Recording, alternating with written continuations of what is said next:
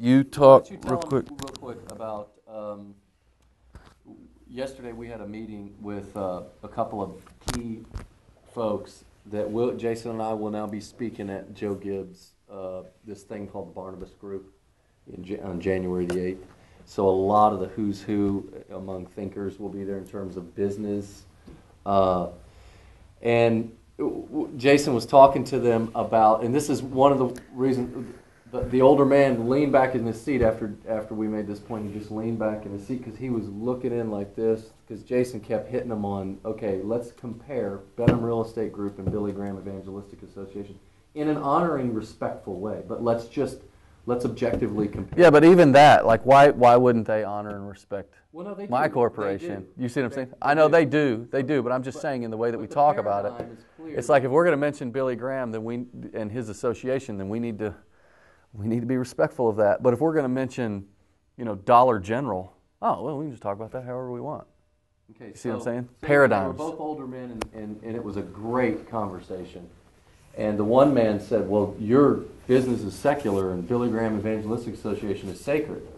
So as Jason and I began to talk, they're both kind of in, and then we said something, and they both leaned back and smiled real big, and within 5 minutes they said, we want you guys to speak at this conference. See, here's the thing. It's not that, I think that you begin to get the heart of God when you're not looking for the answer. You're looking for the right questions to ask, which will get you to the answer. So I was telling Jacob the other day, we've already found the answer, right? Now we just have to, we know that there's hidden treasure. Now all we have to do is bust up the concrete, open up the floor, dig down deep, and go get it. So the questions that we ask aren't usually the right questions. So I told him that my own personal devotional life, although I would say relationships oftentimes have been replaced by devos, but my own personal time with God took a whole different spin when my prayer time in the morning turned into a lot of questions. It was like, what do you mean? What is church? Well, God, what do you mean by that? And I'm laying out under the stars like this. Wow. That's awesome. Man, look at all those stars. God, what do you mean? What is a priest? And I'm sitting here asking all these questions, and then it forces me to get into the Word and start to go, well, what is it? What is all that? So as we asked the questions, and then as we were talking to these two guys one was a full-time marketplace guy that loved the Lord and said that God is calling him out of his work into full-time ministry inside of an institutional church, and we talked about that. Then he said the Lord rebuked him and said, "That's right," but he didn't. He didn't understand why the Lord had wanted him to stay there. And the other guy is a full-time minister, as he would say. And so all we did was start asking questions. So I said, "Would you be alarmed if I told you that David's calling as a business leader is just as sacred as Billy Graham's calling as an evangelist?" He's like, right? I mean, even when I say that, I'm like, because I feel it. Now tell me if you guys tell me if I'm wrong, really, because I don't think that I'm right. The reason all of you guys are here is so that I can talk and be wrong and you can chop it up. Well, I just somewhere along the line, because that's stepping on feet. It's some very big feet, and so. What is it in here? That's what I'm saying. I think if you put Scripture behind it, if you can get to the point of telling people, look, it doesn't matter how much it offends, it doesn't matter how difficult it is to grasp with. If it's plainly spoken, deal with Scripture. Sure. Don't deal with presuppositions. Deal with Scripture. To which we are the call to the one gentleman said that I feel called to say some of the things that you're saying to the people. I feel called, and I think I've just got to go do it. And I said, here's the thing, you have to preface your calling. That the minute you start feeling some of this like anger towards, I can't believe the devil compartmentalized that. I want to shatter that, and I want to erase that and go out and obliterate these things. I said, you know that God is beginning to put a fire in your bones, but I believe that it's got to be then stamped with His seal of approval when He puts a love on your heart for the people that He's called you to speak that message to. And then you have to define what love is. And we don't want to get to that, but my dad has a really good understanding of love. Benham Real Estate Group, Billy Graham Evangelistic Association. Both are organizations, right? Both have administrators. Both have a revenue model. Well, then I asked him, what's different? Both have an objective and a goal. Both meet needs. That's right. All right? You're exactly right. What did he say? He said, the way you're taxed. The way you're taxed. That's exactly right. And the way you Well, bring in your revenue. well, the this response. is a direct party revenue model, and this is a third party revenue. But you got to tell them the response, though, because when we asked, what is the difference? So, It's, well, yours is in a Yours is secular. It's in a and secular. yours is sacred. You're Christians, but you're in a secular realm. So this is where and I they're said, in a sacred this realm. is where I said, okay, so Billy Graham Evangelistic Association meets a spiritual need. It's sacred. Benham Real Estate Group just meets a physical need, which is secular.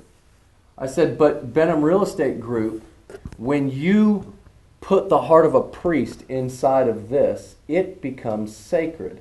Benham Real Estate Group can actually double dip because we meet the physical need that they're paying us for. And when we do that, we therefore will begin to meet the needs that they're not paying us for on the spiritual level.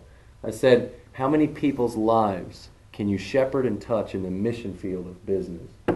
And I said, so there's no difference between the sacred and the secular. There's not when the heart of a priest inhabits this shell of this organization. Let me say it this way. So when he said this one is sacred, this one's secular, I said, so you basically say this one's non-Christian and this one's Christian, right? And he said, well, I mean, you're Christians inside of that. I said, okay, when can a corporation get saved? It can't. So they're a corporation just like we're a corporation. So then what would separate them? Well, it's a 501c3. Oh, okay, so the revenue model. So it's a 501c3, which means that where they derive their value from, their profit from, their money from, is from a third party, whereas ours is a direct one-to-one relationship. All for the work of our hands. So I say, Thomas, you need a house, right? He says, yes, I need a house. And I say, okay, well, I'm in the house business, so I'm going to provide a house for you, and in return, that's valuable to you, and in return, you provide value to me in paying me for that. So it's value to value, right? Missions organization, ministry, 501c3, nonprofit would be, I am going to provide, clean water to Thomas and his family living over in Nigeria. However, he can't pay for that. But I can't do it without having money to support my ministry. So I'm going to go to a third party and request that you pay for the value that I'm giving to him. So now you bring third party value into the equation. That doesn't separate a ministry from a business. That doesn't. So the paradigm that we have in America is BGEA or any ministry or any charitable organization would be here. And then all the other companies and corporations and everything else, teachers, and would all be down in here, and that's not kingdom. This is kingdom. This is kingdom. And then we're all in that kingdom. So, historically, what comes to our mind when you portray that? I mean, anybody can think of something historically that this has happened. You people are here, we are here, God is there. Prior to the Reformation. Prior to the Reformation. I knew he'd get it. He's so smart. No, but that's right. Martin That's Luther. What the Roman Catholic Church did. You're right. They said, Bible no, God no. I'm in between you and God. And we who are supposed to be Protestants, somebody protested and said, hey, you know what? I have direct connection to God. That's right. And I think we are in a season where we say, you know what? I don't need to give to you to provide value. I can provide value in the place where God has placed me. So Martin Luther shattered those lines and said the priesthood of all believers. Yeah. 15, 17? Yes. And Jacob has a lot to talk on value. I really started thinking about value when God brought Jacob to us, about the whole thing about value. And that's why it became so very clear to me. And it wasn't because I figured anything out. It was because I started asking questions. What is the real difference between a BGEA and Evangel Worship Center and Ron Blue organization and Dollar General and Hobby Lobby. And Twin Peaks over here. Chick-fil-A. Let's say, what's the difference? Well, no. What's the difference? No. What's the difference between Twin Peaks and Benham Real Estate Group? They're both corporations. They're both meeting a need. People go over there. I mean, what is sin? Fulfilling a God-given need in a God-forbidden way. So if someone can meet your need in a sinful way and make money on it, ball game, right? Wrap a corporation around it. Now you have yourself value. You're giving value and you're receiving value in return. So what would separate Benham Real Estate Group from Twin Peaks? The priest. That's right. The priest. Now all of a sudden, a priest comes into the mix. Is there a priest running that? No. You could tell it by its fruit. Oh, you can't be judgmental. You got to judge. You just got to make a right judgment. You just got to make a right judgment. I mean, my wife hardly lets us eat at McAllister's anymore because these girls are all outside running around. So what's the difference? The priest. Our revenue models are the same. And that's why a royal priesthood is so important. So- Royal priesthood, when we come with a kingly authority, the king has authority. You just said that yesterday. You had read. Well, no, don't get ahead of me yet All right, because but I'm anyway, going to hit that's the that. beauty of a royal priesthood. So let me just hit this for 5 minutes. This gets us down to the baseline, right on the heels of what Jacob just Time said. him. Okay. Time him. So you have this. There is no separation. Okay, we have direct access to God. We are the royal priesthood. This is the way God's kingdom works. He does it on purpose because it's like the spokes of a wheel.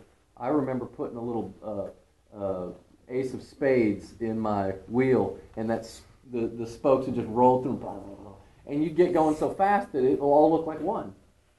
You remove a few of the spokes, and it doesn't look like one anymore when that wheel gets rolling. So what we've done is we try to remove a ton of the spokes, and it's like, look, you just be the best doggone spoke you can be in the sphere where God puts you. Well, so at the baseline of what we started was dwell in the land, cultivate faithfulness. Before that, it was trust in the Lord and do good. What does it mean to dwell in the land? Well, God in the book of Jeremiah gave Jeremiah a call to dwell in the land. He gave the captives of Israel in Babylon a call to dwell in the land. This is a very practical way that God spoke to the nation of Israel. Now, I will go so far as to say, in the book of Jeremiah, when Jeremiah was prophesying, they were going to go into captivity. It was going to be a 70-year captivity in Babylon. Then at the end of 70 years, they were going to go back to Jerusalem. I would say, and I've heard when I was studying at seminary at Southern Evangelical, Dr. Thomas Howe said this, and I thought it was a good point. He said, the earth is Babylon, and the New Jerusalem is where we will dwell. So we as captives in Babylon need to dwell in the city, and we eventually will be in the New Jerusalem. Now, how all that works out theologically, we're not going to get into those weeds. But specifically, the nation of Israel was captive in Babylon for 70 years, and they were looking forward to going back to Jerusalem. So we can say very much like our paradigm is very much the same as it was with them in the end. And so you have the Babylonian king and these evil Babylonians that had taken Jerusalem, Israel, captive. And in Jeremiah chapter 29, we love the verse, "For I know the plans I have for you, plan to prosper you, not to harm you, plans to give you a hope and a future." We talk about that all the time, but we don't realize that promise came to a nation in the middle of captivity that was longing to go back to Jerusalem. So the Lord wasn't going to get there for a whole other generation. For 2 generations. You weren't going to get there. But so here's what God told him to do. He didn't say, start ministries.